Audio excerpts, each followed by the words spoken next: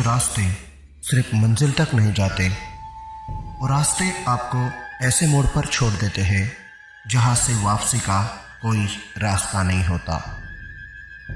अजय और कविता हनीमून के लिए मनाली जा रहे थे। रात के 12 बज चुके थे। चारों तरफ घना कोहरा छाया हुआ था। पहाड़ी सड़क इतनी सुनसान थी कि केवल कार की हेडलाइट और इंजन की आवाज सुनाई दे रही थी।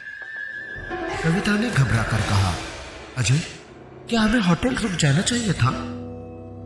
अजय ने स्टीयरिंग पकड़ते हुए मुस्कुराकर जवाब दिया, बस 10 किलोमीटर बाकी है, डर मत, हम पहुंच जाएंगे। तभी अचानक हेडलाइट की रोशनी में एक लड़की खड़ी दिखाई दी। वह सफेद कपड़ों में थी, बाल चेहरे पर बिखरे हुए थे। उसके हाथों में एक टूटी हुई लाल छतरी थी।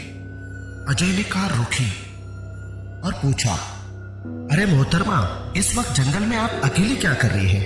आपके साथ के बाकी के लोग कहाँ हैं? वही हम आपको ड्रॉप कर दें? लड़की ने धीरे आवाज में कहा, बाबूजी, रास्ता खत्म हो गया है, आप मत जाइए। अजय ने समझा वह डर गई होगी। वह हंसकर बोला, आप चिंता मत कीजिए मोहतरमा, हम ठीक हैं। लेकिन उसी वक्त कविता की नजर उस लड़की के पैरों पर गई। उस लड़की के पैर उसने देखा, वो पैर उल्टे थे। अजय ने डरते हुए कार तेज की, लेकिन जैसे ही उसने रियर मिरर में देखा, वो लड़की अब कार के पीछे नहीं बल्कि ठीक पिछली सीट पर बैठी थी। तुम मुझे छोड़कर कहाँ जाओगे? तुम मुझे छोड़कर कहाँ जाओगे? तुम मुझे छोड़कर जा नहीं सकते। इसी आवाज सुनकर अजय का दिल बैठ गया और घबराकर अजय ने ब्रेक मारी।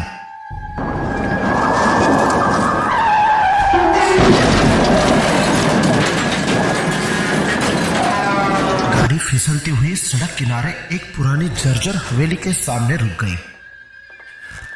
कविता कांपती हुई बोली, अजय, ये वही हवेली है जिसके बारे में गांव वालों ने कहा था यहां मत रुकना।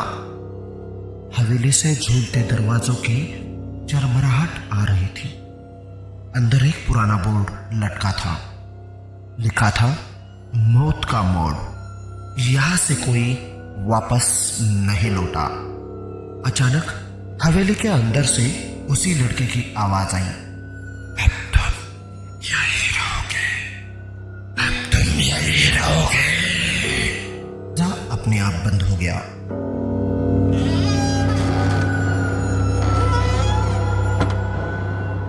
अंदर सन्नाटा सा छा गया। फिर अचानक दीवारों पर खून की लकीरें उभर आई। एक टूटी गुड़िया फर्श पर गिरी और खुद ब खुद हिलने लगी। कविता की चीख गूंज उठी, अजय, पीछे देखो। अजय ने मुड़कर देखा। लड़की की आंखें पूरी लाल थी, उसकी गर्दन आधी मुड़ी हुई थी और वो हंस रही थी।